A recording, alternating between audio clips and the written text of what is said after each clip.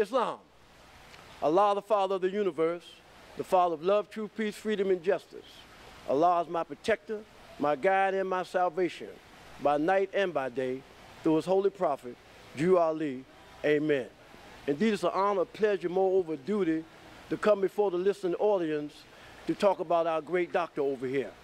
Last night, he come in town, and he's supposed to be teaching at a high school. But because of his truths, that a lot of people are diametrically opposed to, we had to have the meeting at the Nation of Islam.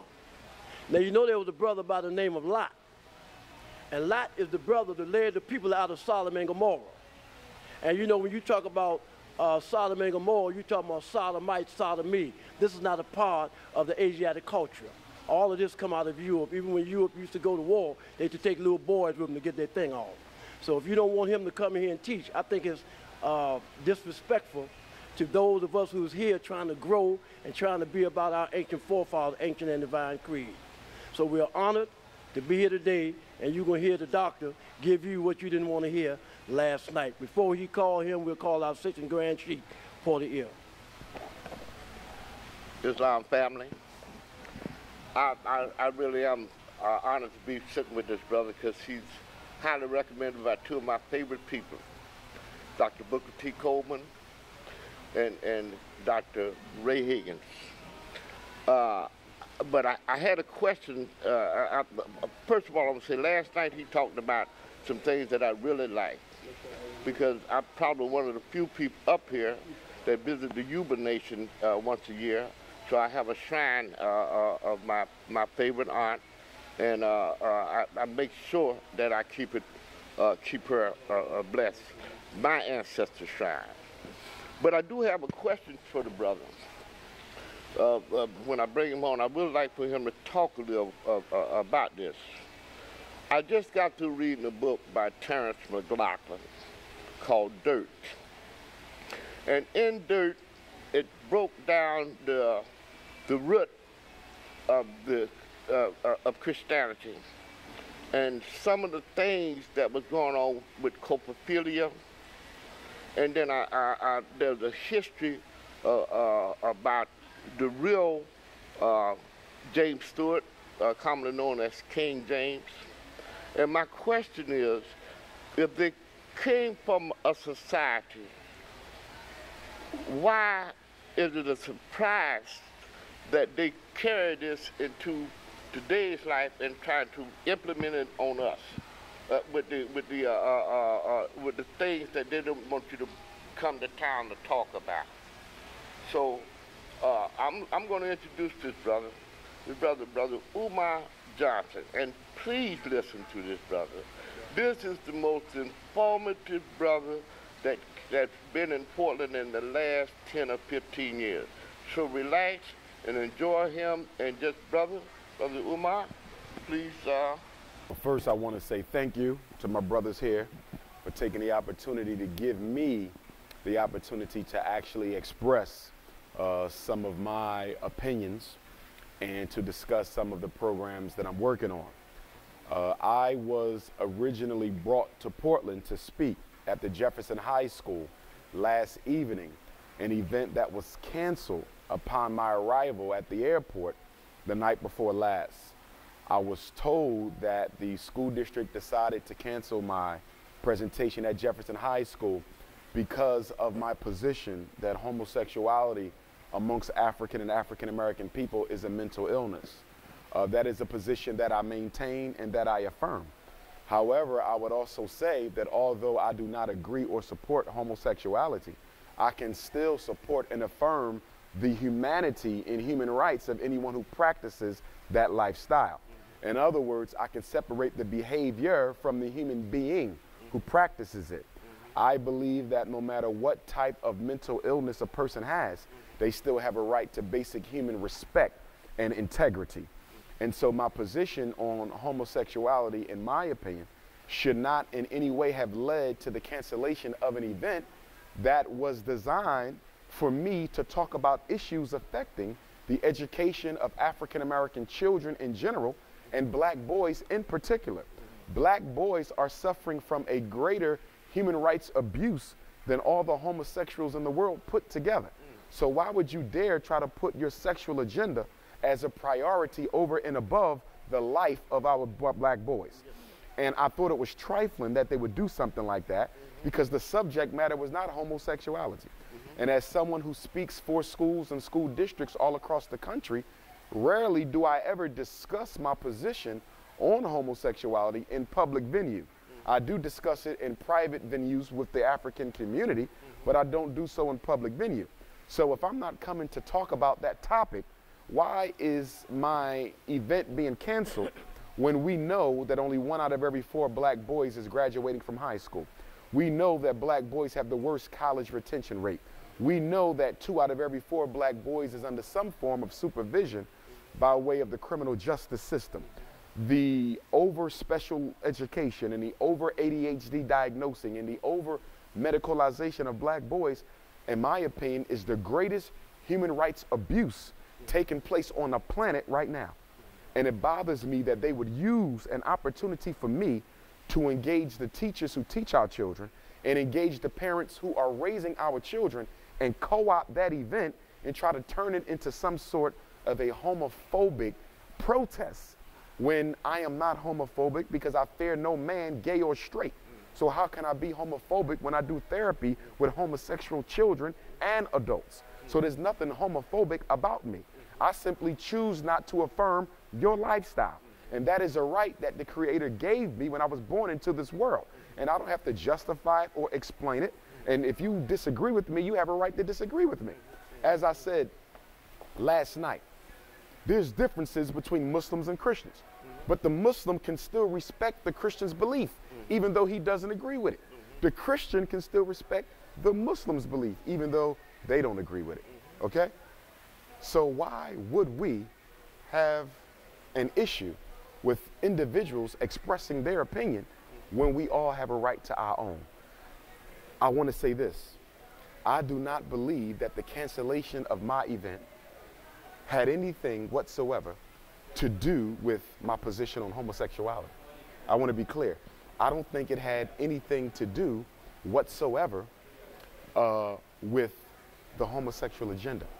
I think there were heterosexual racists behind the cancellation of my event.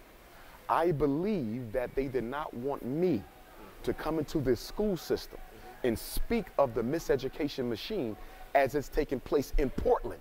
And they simply used the sexual agenda as a cover or a cloak to prevent me from getting a thorough understanding of what's being done to our children in Portland. So that really wasn't about homosexuality. That was about stopping me from empowering our people with the necessary information so they could fight back against miseducation, not homosexuality. They simply used that as the cloak and dagger to hide their agenda. This goes right in line with that pipeline, yes. The pipeline from school. Would you talk a little bit on that? Yes, talk indeed. A little bit on that yes, for me, indeed. please. In my work, and I've been at this since the age of 18, I've been at this since undergrad, grad school, so forth and so on. And I've uncovered in my work that there's 5 stages in the miseducation of black boys. First, there is the miseducation itself, which is designed to teach our young men to hate themselves, to love European culture, and if possible, to effeminize him. That's the goal of stage 1. Stage 2, if they cannot break the spirit of the African-American boy, they then move to psychiatric medication. Now we're going to force you to acquiesce to the miseducation machine and the educational oppression by giving you the medication. Because what the drugs do is it arrests the brain. It forces the brain to do what the spirit don't want to do. If they're not successful with medication, they move to juvenile incarceration. Now they're handcuffing our young men, putting them in juvenile detention facilities, putting them in jails and prisons, and so forth and so on, okay? When the black boy gets out of juvenile detention, out of prison, he's psychologically frustrated. This is what they want. They want him to be hopeless. They want him to be reckless. They want him to be violent.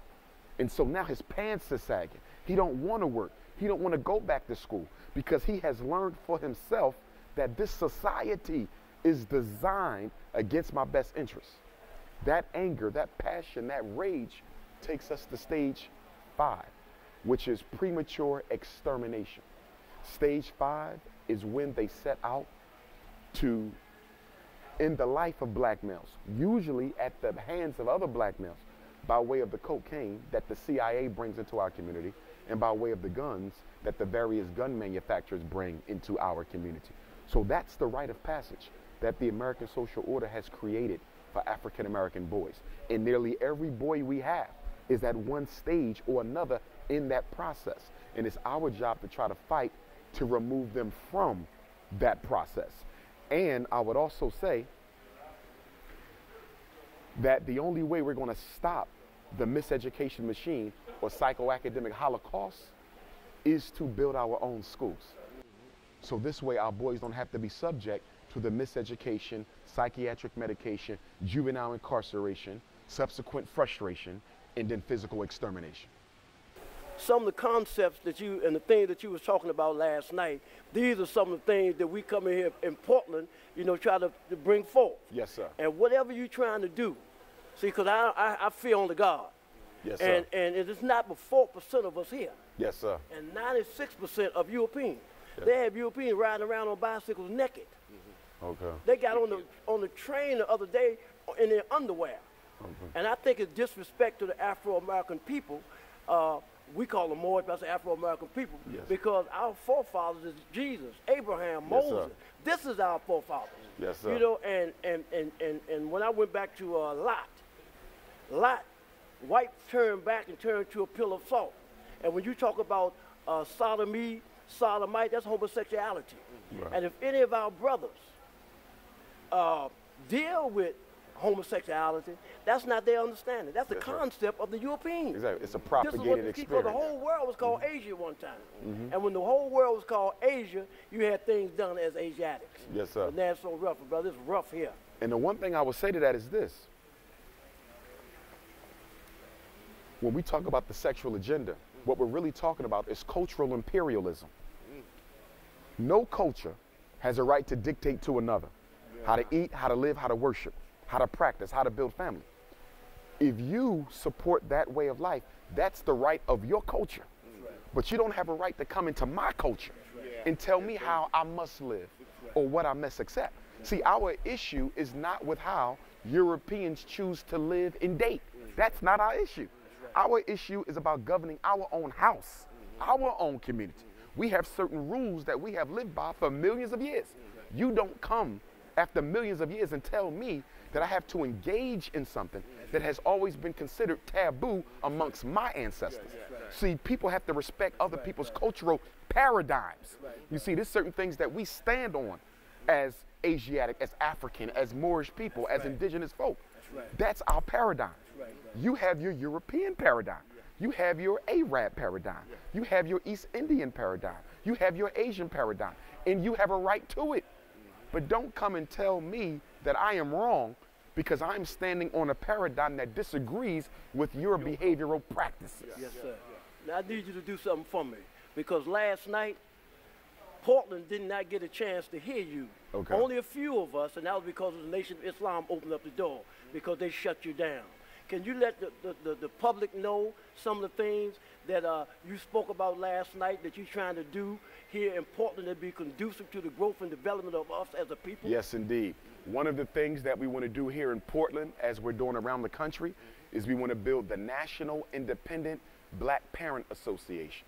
National Independent Black Parent Association, which means we need to build the Portland Independent Black Parent Association. I want to organize all African people in the city. Whether you have children or not is irrelevant because they're all our children.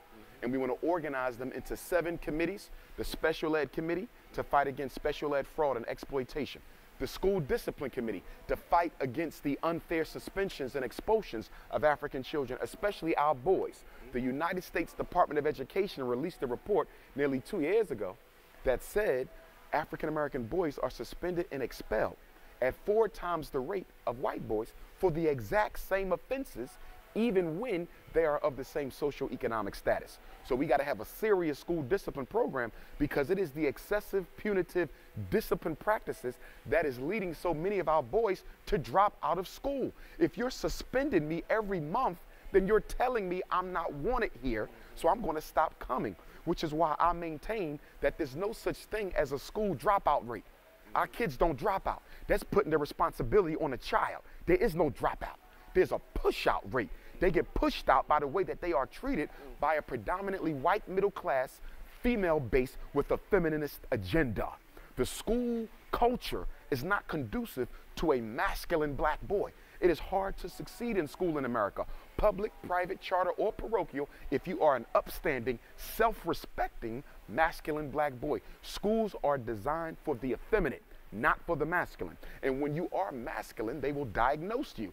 ADHD, conduct disorder, oppositional defiant disorder, emotional disturbance, disruptive behavior disorder, intermittent explosive disorder. All these labels they done came up with to marginalize black boys who refuse to accept white supremacy.